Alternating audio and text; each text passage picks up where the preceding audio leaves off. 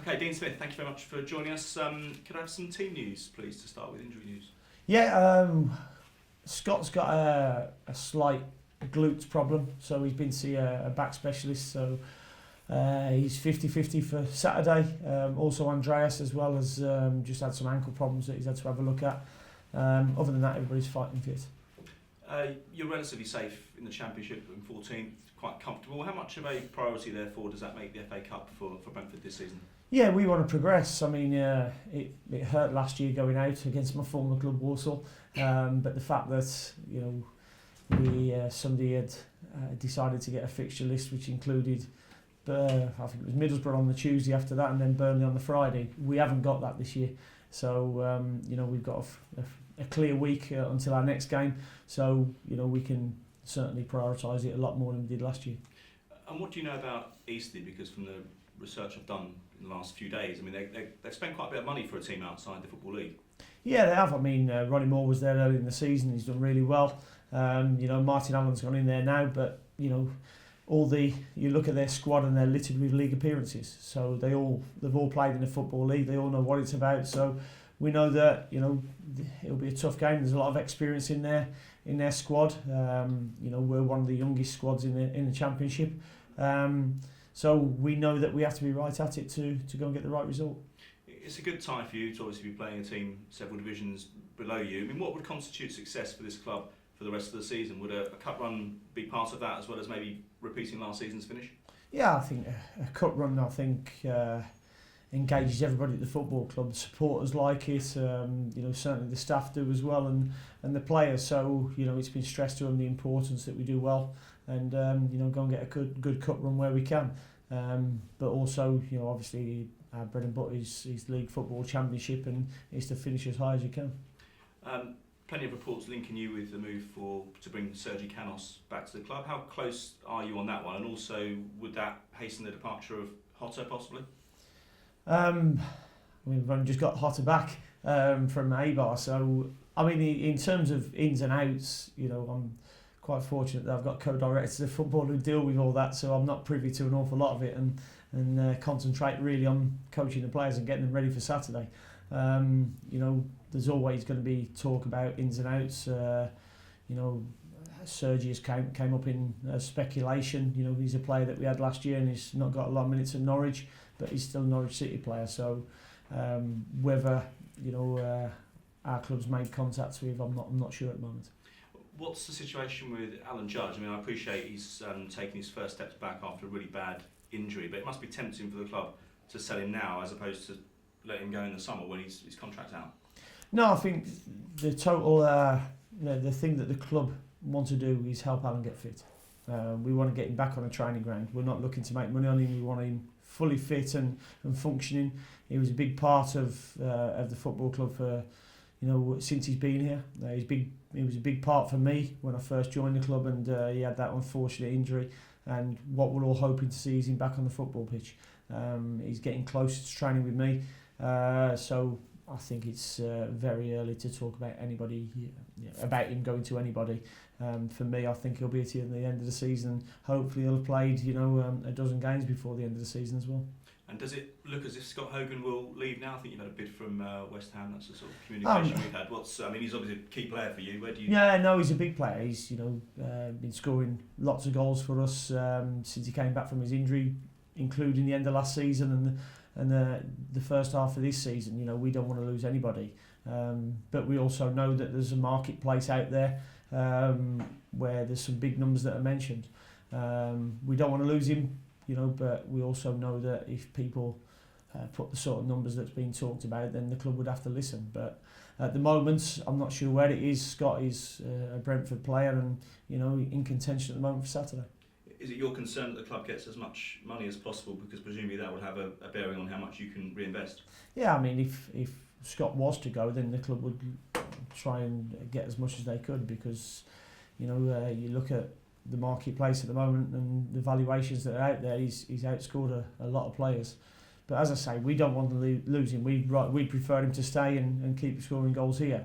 Let's remember, he was out of the game for 18 months with 2 ACL injuries, and he's been nursed back into football, and we hope he can continue that.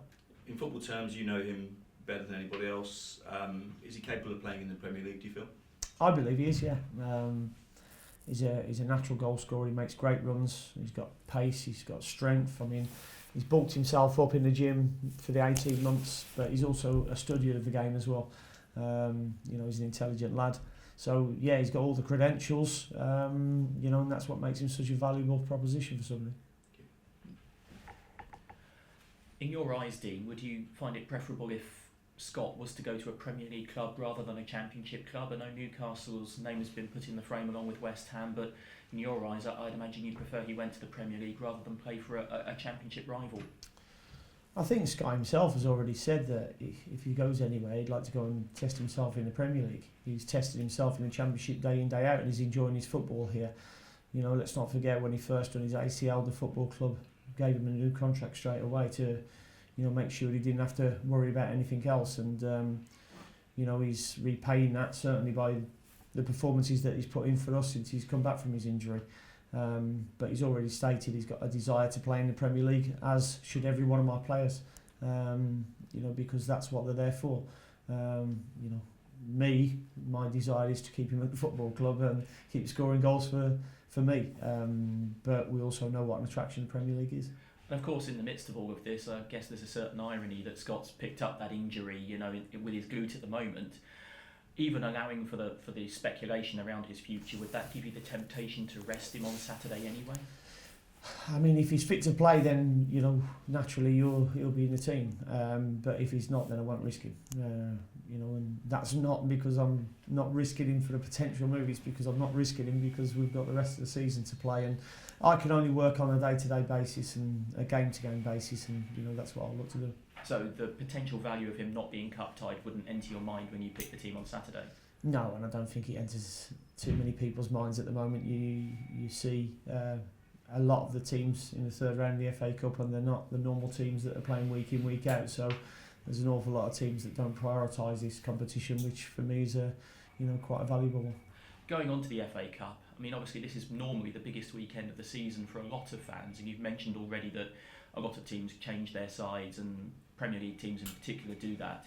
Is that a sadness of the FA Cup third round these days, that you do see lots of chopping and changing?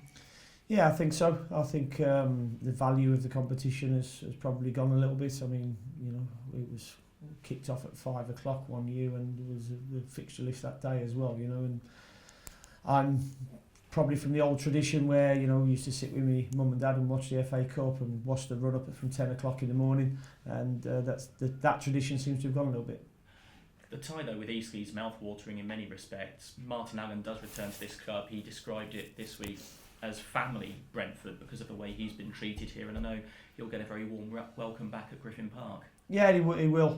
He done really well here. I know Martin well, and he's a really good guy and very passionate, and he'll get the reception he deserves. For what he did in a couple of years when he was here.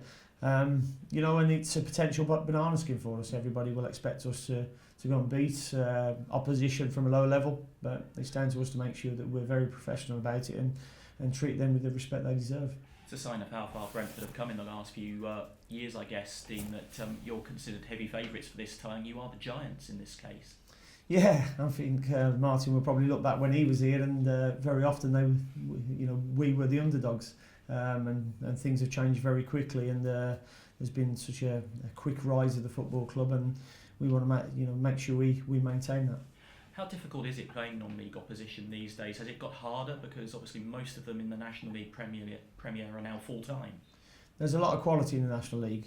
I've seen a number of games. There's probably only a handful that are part-time now.